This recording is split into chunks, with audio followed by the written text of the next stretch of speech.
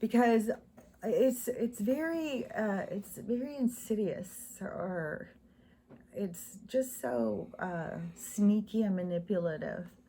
And they, like, you have a certain part of the population who is driven a certain way. You got like the egomaniac people who have this deep desire to be famous. And what will they do to be famous? What will they do to make money and stuff? So you have a group of people that's like that already. So then if you have a group that's going to take advantage of that personality and suck them in with all the things they want, just like the old stories, like of the devil, like, oh, look what you can have. But it's always a trick. And so they pull them over with all of this wonderful things and this beautiful life and how everything's going to be so good. And then they start using them like they are just court jesters and puppets, and they're just the pretty face to put before us all to tell us all how to live and what to do. Like, all these ones that come out and tell us, that we need to cover our faces because we're helping other people by doing that and stuff.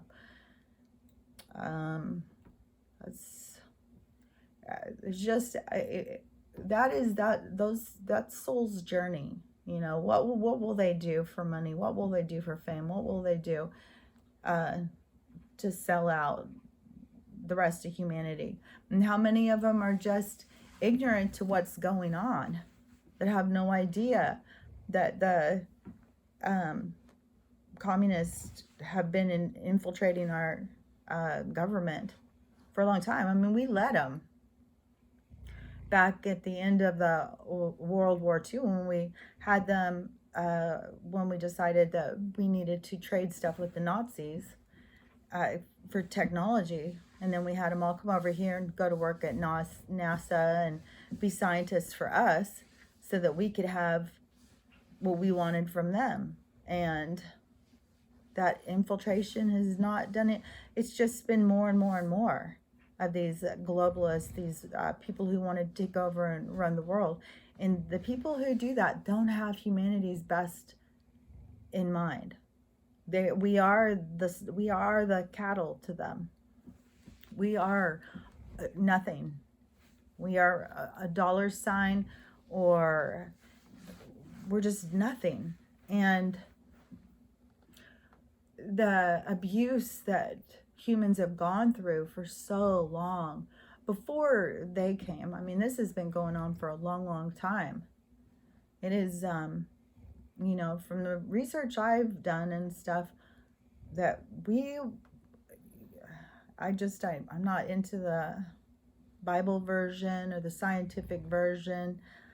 I go more with the idea that and this was the stuff that I was being told when I was a little kid by these other beings, and this is what I've always believed, is that they came here, they created us with DNA and stuff. They've been watching us.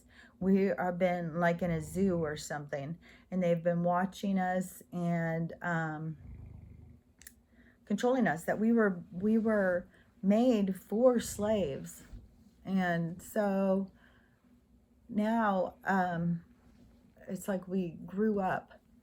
It's like we've realized that it's consciousness coming aware of self. I mean, we were consciousness and we had gone through different levels, but we were stuck for a long time. Or this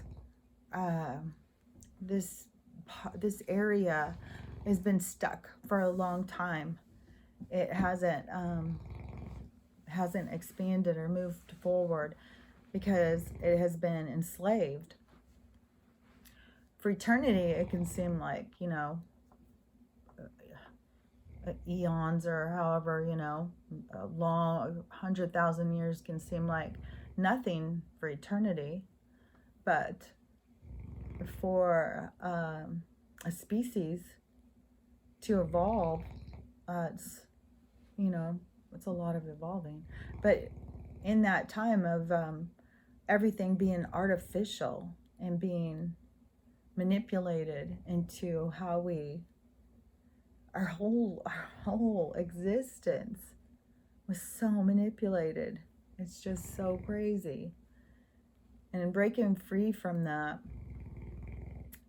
is, I mean, it's a lot of stuff that people are going to go through, just breaking free from that system and having to figure themselves out. The whole thing with even just being tricked for so long, that's going to be so much for some people to get over. But, you know, once you get over that and you really focus on your healing, I mean, that can be part of your whole journey. I'm not saying like, oh yeah, just get over it, and then it's not going to be like that. I think that we're going into some major times of healing. There's so many people being triggered right now.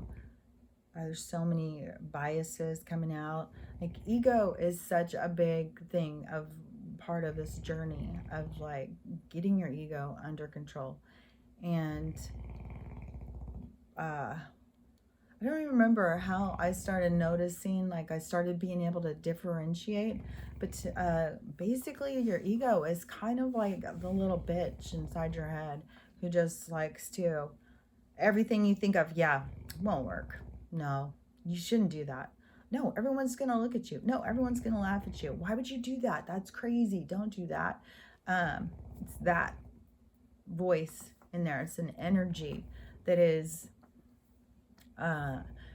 it's a protective energy, but it has another side to it too that's very defeating and holds you back.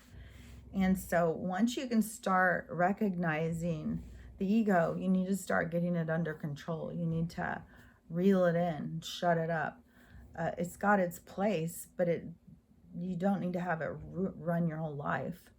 And so there's a lot of a part about this, getting that under control. There's a lot of part about getting yourself in balance, like the male and female.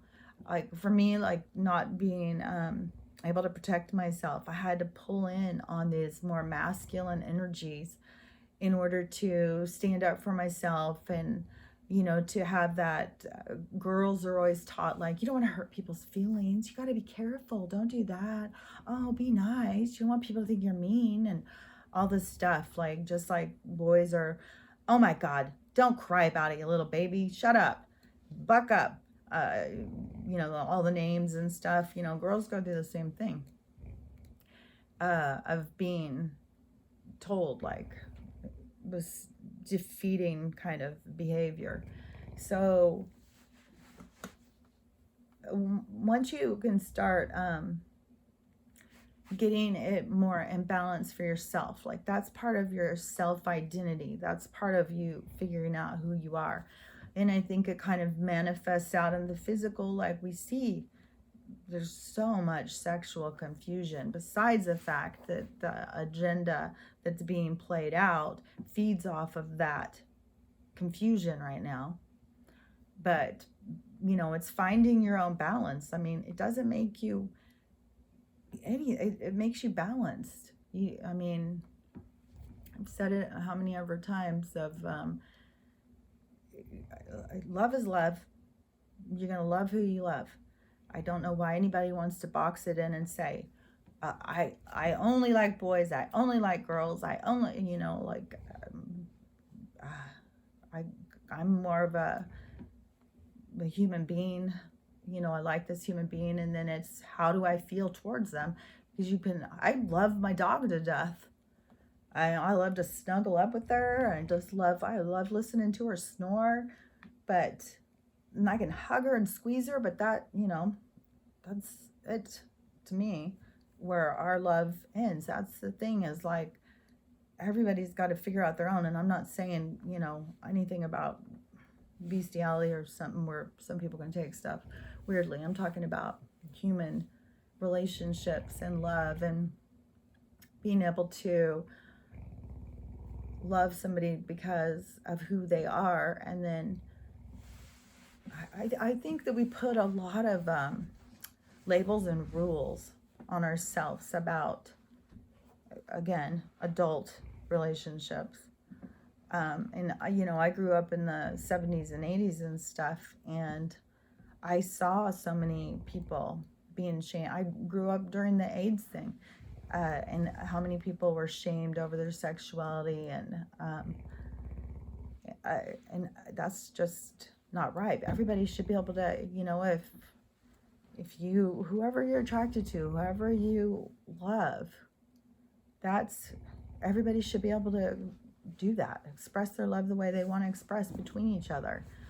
I mean, Jesus, it goes down to, and then you have people saying, well, I'm an asexual, well, I'm a bisexual, well, I'm a transsexual, well, it's like, why do we have to divide up like that? I just can't even wrap my hand around it.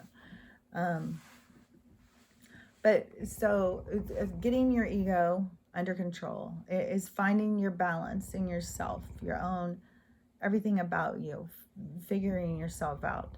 And it is about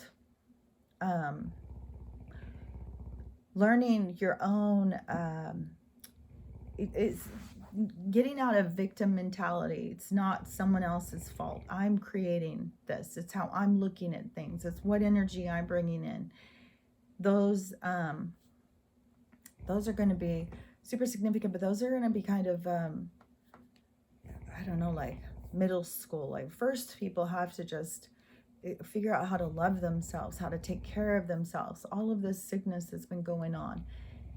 Hopefully people have been taking their own health, looking at their own health and stuff. It seems like there's just so many people being led around by fear that they're not thinking for themselves. They're not looking into things. They're not taking their own health seriously. It's just this very strange atmosphere of pointing fingers and blaming. And so we're going to get out of that victim mentality where people realize their own responsibility for their own self, their own responsibility of taking care of themselves. Like I have found one of the things I love to do is take baths now.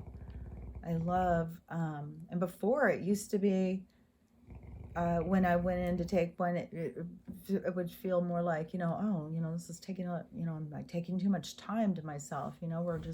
We're so bred to hurry through everything and rush. Don't spend any time thinking. Don't relax. Don't be in the moment. Just hurry up and look somewhere else. Always be looking somewhere else. Don't even be present in what you're doing. Just be distracted. It's getting out of that victim mentality, getting it more in that present moment. When I go in now, I take a bath, and it will be a long, long bath, and I'll have to put more and more hot water. I'll just sit in there and meditate, put on some candles, and just really relax. And it is such an enjoyable thing. And it feels to me like I'm just taking such good care of myself. And, cooking certain foods and eating healthy feels like I'm taking care of myself. I like to do a lot of yoga and things like that. But I don't just go and do a whole, I will do a whole yoga set sometimes. But sometimes just throughout the day, I'll just go in and start doing a lot of the ones I find too, the balancing stuff as you get older. The stuff that you do more of trying to keep your balance really works on your core, the part that you lose as you age. All of this part where they say, as you just do less and less using those muscles. So every time that you feel like some stress is being on those muscles, and like if you're picking something up, pick it up a few times, take advantage of it, use it for, tighten those muscles and feel those muscles. And it can just be so simple, just tuning into your body. is taking care of yourself, to your health. You don't have to do, eating right, getting some exercise, a couple of vitamins. You don't have to do a million vitamins. Just a few different ones can make. Vitamin D and vitamin B12 are ones that most people will have deficiency in, and that though if you're deficient in them, it can make you feel crappy and make your immune less and stuff. So it's just some easy basic things like that.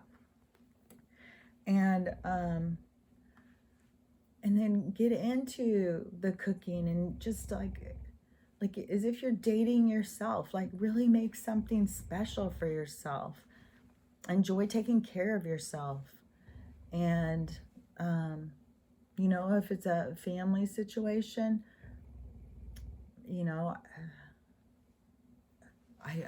it's going to be a lot more complicated.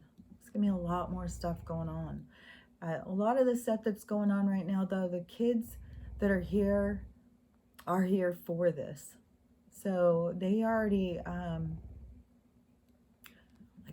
get it. It's not going to take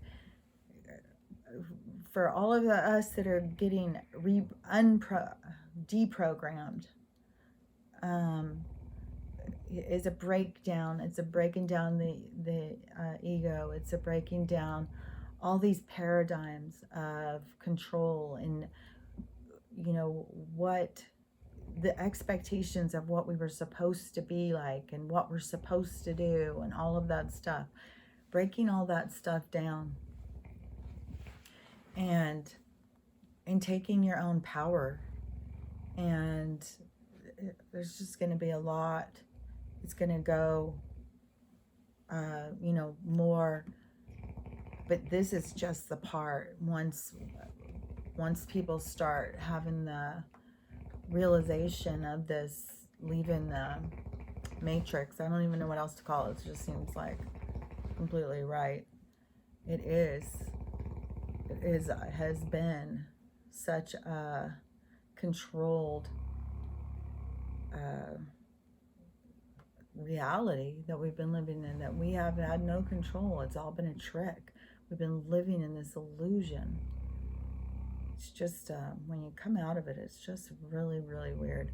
But there's going to be a lot of healing, a lot of growth that has to go on for the soul. And I'm led to make these videos and have the information out there for whenever it starts being found, to help people. They keep waking me up, and like last night at 6 o'clock in the evening, all of a sudden it was just like someone blew the candle out in my head, and I just was out. I couldn't even function at all. So I did not want to go to bed early like that either. And then I went to bed early, and not at 6, but I was falling asleep on the couch at 6. And then at 2:30, then they just don't leave me alone. And then so at 2:30 I got up, and I was like, man, what the hell? But we're limited on our daylight hours here, and we only get a couple of hours of daylight. It's weird. It's like it'll be dark until like 8:30 or 9 in the morning, and then by 3:30, for sure by 4, the sun, there has to be no clouds in the sky, and then you may have some light out there until 4:30. But yeah, it's very reduced daylight hours. And so then I just like, as soon as I get up, they just start bombarding me with all this information that they want me to talk about. So I just know that there's stuff that they are wanting people to get out there and say. And I just feel like it's about to I've heard this for so many years. There's just going to be this mass awakening. Some kind of event's going to happen, and then all of a sudden, all these people are going to just be like, it's going to be shoved just right off that merry-go-round. And when that happens, there's going to be so much confusion, so much anger, so much sadness, so much betrayal, just all the emotions people are going to go through, and they're going to be looking for answers. And I feel like that there's a lot of people right now who are putting out information that we're led to. We're getting the same communications, and that it's being directed, to get this information out to the public. And, sitting here right now, it just seems kind of kooky, but I can see it coming. And I'm excited for once we get past this part, once we get past the healing and we start creating. That's my favorite. I love to create. I love to make things. I love to take broken things and fix them and make them into something else. It's just, and there was definitely, I had to get over my own victim mentality and to notice my own control and my own choices and how I was looking at situations and stuff. And it's increasing your perspective. It's being able to, don't just get narrow-minded and look at like this one thing. Look at it broader. Look at it from different points of view. Like really look at it, because it's teaching. Everything is for teaching. And that whole purpose of why we are here, why we are born, is all about expansion. It's all about our energy learning and expanding and becoming more and more and more. And I can see how, different people have translated this stuff into, and then you grow and you become your own God and stuff. And I can see how that people would translate things, but I just don't. But you definitely, your energy, to move up, you have to increase your vibration. And then the more up you go, the more it is of unity and love. And, you can't go up there and be in the purest form of unity and love if you are judging and stuff like that. So it's kind of like we all look up there like, oh, I want to be able to get to that point. But then eternity happens, and I think once you get up there, it's like, I got up there. But then it's like, okay, I'm going to do it again. I'm going to go with it harder this time. I think I can deal with a lot more things now. I want to see how I do it. I want to go and live this life. I want to live that life. I want to see what I can do. And you just start it all back over again. And that is, if people could just really realize that when you're dead, that is real life. Being dead is what your existence really is. What we consider to be dead is when you are in your purest, most realist form of who you are. All this stuff is coming in and playing parts and creating who this is, creating the environment that this is in, creating everything about it. Anyways, I think I've been talking a long time on that.